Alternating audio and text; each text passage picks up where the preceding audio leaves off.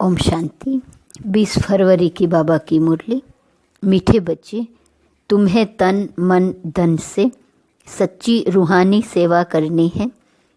रूहानी सेवा से ही भारत गोल्डन एज बन जाएगा। प्रश्न, बेफिक्र रहने के लिए सदा कौन सी बात याद रखो? तुम बेफिक्र कब रह सकेंगे? उत्तर, बेफिक्र रहने के लिए सदा याद रहे, यह ड्रामा बिल्कुल एक्यूरेट है। जो भी ड्रामा अनुसार चल रहा है यह बिल्कुल एक्यूरेट है। ड्रामा एक्यूरेट बना हुआ है, उसमें जो हो रहा है एक्यूरेट है। परंतु अभी तुम बच्चे बेफिक्र रह नहीं सकते। जब तुम्हारी कर्मातीत अवस्था हो तब तुम बेफिक्र बनेंगे। इसके लिए योग बहुत अच्छा चाहिए। योगी और ज्ञानी बच्चे छिप नहीं सकते। ओम शांति। पतित पावन शिव भगवानु वाच। बाप ने समझा दिया है कि देहधारी मनुष्य को कभी भी भगवान नहीं कहा जा सकता। मनुष्य यह भी जानते हैं पतित पावन भगवान ही हैं। श्री कृष्ण को पतित पावन नहीं कहेंगे, बेचारे बहुत मुंझे हुए हैं। भारत में जब सूत मुंझ जाता है तब शिव बाबा को आना पड़ता है। बाप के बिना उसे कोई सुलझा न सके। वो ही पतित पावन शिव बाबा है जिसको सिर्फ तुम बच्चे ही जानते हो, सो भी नंबरवार पुरुषार्थ अनुसार। बल यहाँ बैठे हैं, रोज सुनते हैं, तो भी ध्यान में यह नहीं आता है कि हम शिव बाबा के पास बैठे हैं। वह इनमें विराजमान है, हमको पढ़ा रहे हैं, पावन बना रहे हैं, युक्ति बता रहे हैं। बैठे हैं, सुनते हैं, लेकिन यह ध्यान में नहीं आता। ध्यान से सुनिए, क्या ध्यान में नहीं आता? हम शिव बाबा के पास बैठे हैं। मुरली सुनते हुए ये कितना फील होता है कि हम शिव बाबा के पास बैठे हैं। ब्रह्मा बाबा में शिव बाबा विराजमान है, हमको पढ़ा रहे हैं, पावन बना रहे हैं, युक्ति बता रहे हैं। तुम स्वदर्शन चक्रधारी बन रचता और रचना की नॉलेज पाकर काम को जीत, जगत जीत बनते हो, तो वह बाप पतित पावन भी ठहरा, नई रचना का रचयिता भी ठहरा। अभी बेहद का राज्य पाने के लिए तुम पुरुषार्थ करो। हर एक समझते हैं कि हम शिव बाबा से राज्य भाग्य ले रहे हैं। यह भी यथार्थ रीति समझ नहीं सकते। कोई थोड़ा जानते, कोई तो बिल्कुल ही नहीं जानते। शिव बाबा तो कहते हैं पतित पावन मैं हूँ। मेरे से अगर कोई आकर पूछे तो मैं अपना परिचय दे सकता हूँ। तुमको भी तो बाप ने अपना परिचय दिया है ना। शिव बाबा कहते हैं मैं साधारण तन में प्रवेश करता हूँ। यह साधारण तन है, झाड़ के अंत में खड़ा है, पतित दुनिया में खड़ा है और फिर नीचे तपस्या कर रहे हैं। इनको भी तपस्या शिव बाबा सिखला रहे हैं। राजयोग शिव बाबा सिखाते हैं। नीचे आदि देव, ऊपर में आदि नाथ। तुम बच्चे समझा सकते हो, हम ब्राह्मण शिव बाबा की संतान हैं। तुम भी शिव बाबा के बच्चे हो, परंतु जानते नहीं हो। भगवान एक हैं, बाकी सब ब्रदर्स हैं। बाप कहते हैं मैं अपने बच्चों को ही पढ़ाता हूँ। जो मुझे पहचानते हैं उन्हों को ही पढ़ाकर देवता बनाता हूँ। भारत ही स्वर्ग था, अब नर्क है। जो काम को जीतेगा वही जगत जीत बनेगा। मैं गोल्डन वर्ल्ड की स्थापना कर रहा हूँ। अनेक बार यह भारत गोल्डन एज में था, फिर आयरन एज में आया, यह कोई भी जानते नहीं। रचयिता और रचना के आदि मध्य अंत को कोई जानते नहीं। मैं नॉलेजफुल हूँ। यह है एम ऑब्जेक्ट। मैं इनके साधारण तन में प्रवेश होकर नॉलेज देता हूँ। अब तुम भी पवित्र बनो। इन विकारों को जीतने से तुम जगत जीत बनेंगे। यह सब बच्चे पुरुषार्थ कर रहे हैं। तन मन धन से रूहानी सेवा करते हैं, जिस्मानी नहीं। इनको स्पिरिचुअल नॉलेज कहा जाता है। यह भक्ति नहीं है। भक्ति का युग है द्वापर कलयुग, जिसको ब्रह्मा की रात कहा जाता है, और सतयुग त्रेता को ब्रह्मा का दिन कहा जाता है। कोई गीता पाठी आए तो उनको भी समझाएंगे गीता में भूल है। गीता किसने सुनाई? राजयोग किसने सिखाया? किसने कहा है काम पर जीत पाने से तुम जगत जीत बन जाएंगे? ये लक्ष्मी नारायण भी जगत जीत बने हैं न। इनके 84 जन्मों का राज बैठ समझाएं। कोई भी हो, नॉलेज लेने के लिए तो यहाँ आना पड़ेगा न। मैं तो बच्चों को पढ़ाता हूँ, परंतु तुम्हारे में भी कोई इतना नहीं समझते हैं, इसलिए गायन है कोटों में कोई। मैं जो हूँ जैसा हूँ, कोई तो यह 5% भी नहीं जानते। तुम्हें बाप को जानकर पूरी रीति याद करना है। माँ में कम याद क्यों नहीं करते हो? कहते हैं बाबा याद भूल जाती हैं। अरे तुम बाबा को याद नहीं कर सकते हो। यूं तो बाप समझते हैं यह मेहनत का काम है, फिर भी पुरुषार्थ कराने के लिए पंप करते रहते हैं। अरे जो बाप तुमको क्षीर सागर में ले जाते हैं, विश्व का मालिक बनाते हैं, उनको भूल जाते हो। माया भुलाएंगी जरूर, टाइम लगेगा। ऐसे भी नहीं कि माया को भुलाना ही है इसलिए ठंडे होकर बैठ जाओ। नहीं, पुरुषार्थ जरूर करना है, काम पर जीत पानी है। माँ में कम याद करो तो विकर्म विनाश होंगे। जैसे तुम बच्चों को बोलता हूँ वैसे कोई भी बड़े से बड़ा जज आएगा, उनको भी बाप बोलेंगे न बच्चे, क्योंकि मैं तो ऊंचे से ऊंचा भगवान हूँ। ऊंचे से ऊंची पढ़ाई मैं ही पढ़ाता हूँ, प्रिंस प्रिंसेस पद पाने के लिए। बाप कहते हैं मैं इनको पढ़ा रहा हूँ। यही फिर श्री कृष्ण बनते हैं।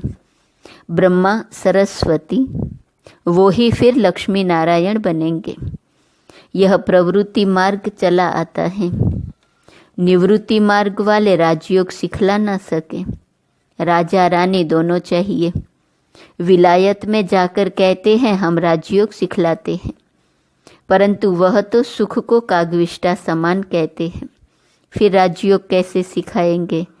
तो बच्चों को उछल आनी चाहिए, परंतु बच्चे अजुन छोटे हैं, बालिग नहीं बने हैं। बालिग बने की हिम्मत चाहिए। बाप बताते हैं यह है रावण संप्रदाय। तुम पुकारते हो पतित पावन आओ, तो यह पतित दुनिया है या पावन दुनिया है? तुम समझते हो न कि हम नरकवासी हैं। क्या यह दैवी संप्रदाय है, राम राज्य है? तुम रावण राज्य के नहीं हो। अब रावण राज्य में सबकी आसुरी बुद्धि है। अब आसुरी बुद्धि को दैवी बुद्धि बनाने वाला कौन? ऐसे 4-5 प्रश्न पूछो तो मनुष्य सोच में पड़ जाएंगे। क्या प्रश्न पूछना है? यह पतित दुनिया है या पावन दुनिया? तुम समझते हो कि हम नरकवासी हैं। क्या यह दैवी संप्रदाय है, राम राज्य है? तुम रावण राज्य के नहीं हो। अब रावण राज्य में सबकी आसुरी बुद्धि है। अब आसुरी बुद्धि को दैवी बुद्धि बनाने वाला कौन? ऐसे प्रश्न बाबा कहते पूछो। तुम बच्चों का काम है बाप का परिचय देना।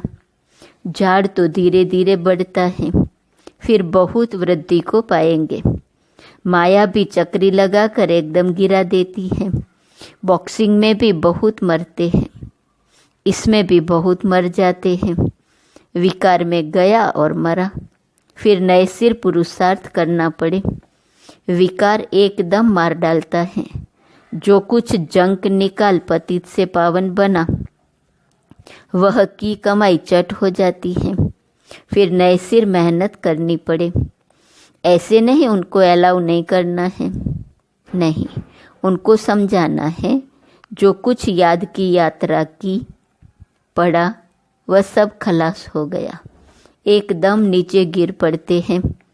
फिर भी घड़ी घड़ी अगर गिरते रहेंगे तो कहेंगे गेट आउट। एक दो बारी आजमाया जाएगा, 2 बारी माफ़ी मिली, फिर केस होपलेस हो जाता है। फिर आएगा भी, लेकिन एकदम डर्टी क्लास में। भेंट में तो ऐसे कहेंगे ना, जो बिल्कुल कम पद पाते हैं उनको कहेंगे डर्टी क्लास।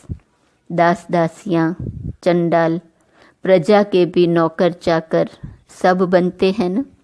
बाप तो जानते हैं मैं इन्हों को पढ़ा रहा हूँ, हर 5000 वर्ष के बाद पढ़ाता हूँ। वह लोग लाखों वर्ष कह देते हैं, आगे चलकर यह भी कहने लग पड़ेंगे कि बरोबर 5000 वर्ष की बात है। वो ही महाभारी लड़ाई है, परंतु याद की यात्रा में रह न सके। दिन प्रतिदिन टू लेट होते जाएंगे। गाया भी जाता है, बहुत गई थोड़ी रही। यह सब इस समय की बातें हैं। बाकी थोड़ा समय है पावन बनने में। लड़ाई सामने खड़ी है। अपने दिल से पूछना है, हम याद की यात्रा पर हैं। जब कोई नया आता है तो बच्चों को फॉर्म जरूर भराना है। जब फॉर्म भरे तब उनको समझाया जाए। अगर किसको समझना ही नहीं है तो फॉर्म ही क्या भरेगा। ऐसे तो ढेर आते हैं। बोलो, बाप को पुकारते हो पतित पावन आओ, तो जरूर यह पतित दुनिया है, तब तो कहते हैं कि आकर पावन बनाओ। फिर कोई बनते हैं, कोई नहीं बनते हैं। बाबा के पास तो ढेर आते हैं। सब लिखते हैं शिव बाबा केयर ऑफ ब्रह्मा। शिव बाबा भी कहते हैं, मैं साधारण तन में प्रवेश करता हूँ। इनको 84 जन्मों की कहानी सुनाता हूँ। और कोई भी मनुष्य रचता और रचना के आदि मध्य अंत को नहीं जानते हैं। अब बाप ने ही तुमको बताया है। यह चित्र आदि भी बाबा ने दिव्य दृष्टि देकर सब बनवाए हैं। बाबा तुम आत्माओं को ही पढ़ाते हैं। आत्माएं जट अशरीरी हो जाती है। इस शरीर से अपने को अलग समझना है। बाबा कहते हैं, बच्चे देही अभिमानी भव, अशरीरी भव। मैं आत्माओं को पढ़ाता हूँ। यह मेला है आत्माओं और परमात्मा का। इसे संगम का मेला कहा जाता है। बाकी कोई पानी की गंगा पावन नहीं बनाती है। साधु संत ऋषि मुनि आदि सब जाते हैं स्नान करने। अब गंगा पतित पावनी हो कैसे सकती। भगवानुवाच है ना, काम महाशत्रु है। इस पर जीत पाने से तुम जगत जीत बन जाएंगे। गंगा व सागर तो नहीं कहते, यह तो ज्ञान सागर बाप समझाते हैं। इन पर जीत पाने के लिए माँ में कम याद करो तो तुम पावन बन जाएंगे। दैवी गुण धारण करो, किसको दुख मत दो। पहला नंबर दुख है काम कटारी चलाना। यही आदि मध्य अंत दुख देने वाला है। सतयुग में यह होता नहीं। वह है पावन दुनिया, वहाँ कोई पतित रहता ही नहीं। जैसे तुम योग बल से राज्य लेते हो, वैसे वहाँ योग बल से बच्चे पैदा होता है। रावण राज्य ही नहीं।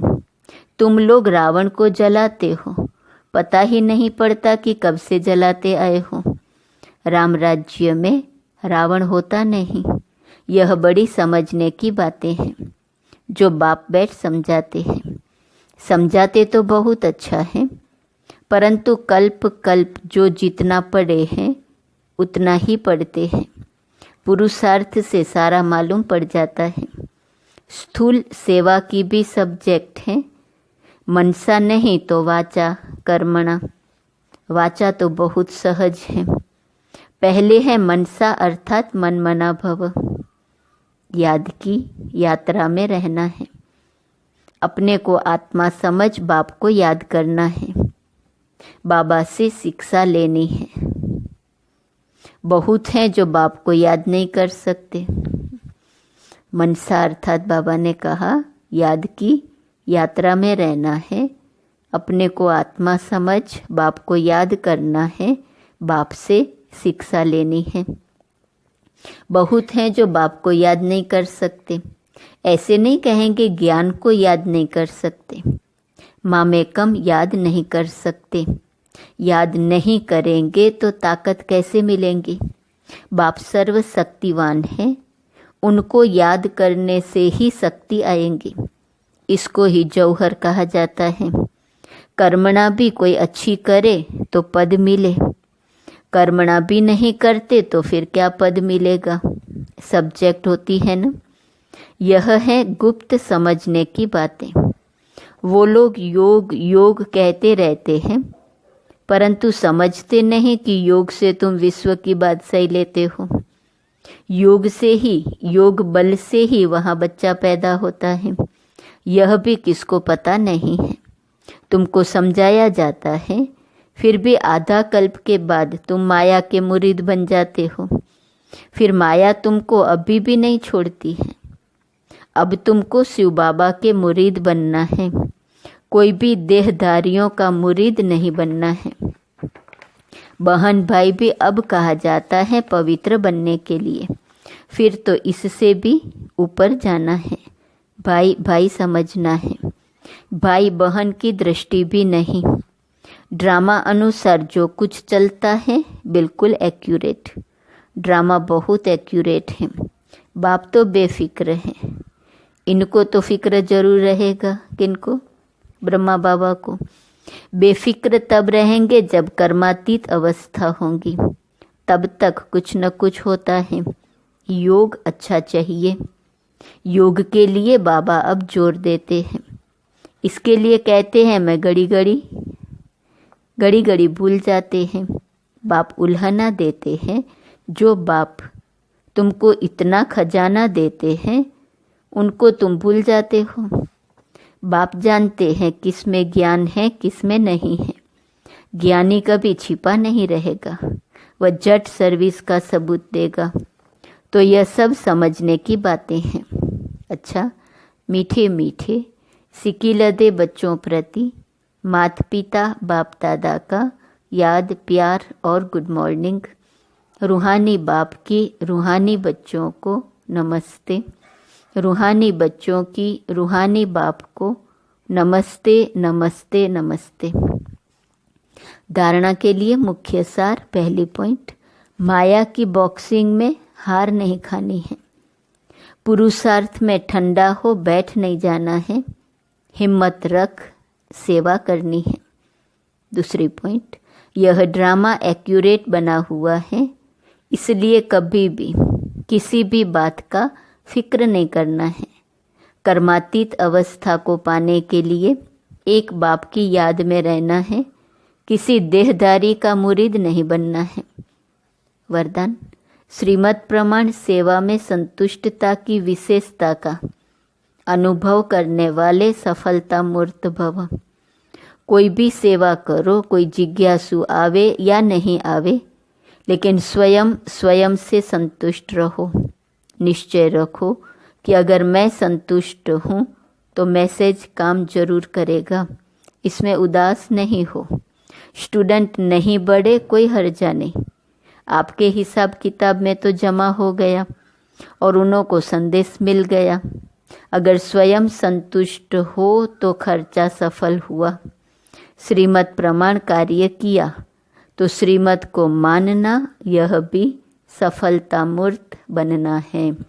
श्रीमद् है सेवा करो। कोई भी जिज्ञासु नहीं आता है तो बाबा कहते उदास नहीं होना है। आपने तो श्रीमद् को माना, मैसेज देने का काम कर दिया। स्लोगन, असमर्थ आत्माओं को समर्थी दो तो उनकी दुआएं मिलेंगी।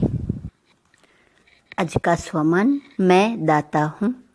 अव्यक्त इशारे की पॉइंट 20 फरवरी। आपके चेहरे पर एक तो सदा रूहानियत की मुस्कुराहट हो, दूसरा मुख में मधुरता हो और मन बुद्धि में सदा शुभ भावना, रहम दिल की भावना, दातापन की भावना हो। हर कदम में फॉलो फादर हो। जो भी संबंध संपर्क में आए उनको कोई न कोई गुण या शक्ति की गिफ्ट दे दो और कुछ नहीं दो नहीं तो 2 मीठे बोल की गिफ्ट भी जरूर देना है। और कुछ नहीं तो 2 मीठे बोल की गिफ्ट भी जरूर देना। खाली हाथ कोई न जाए। ओम शांति।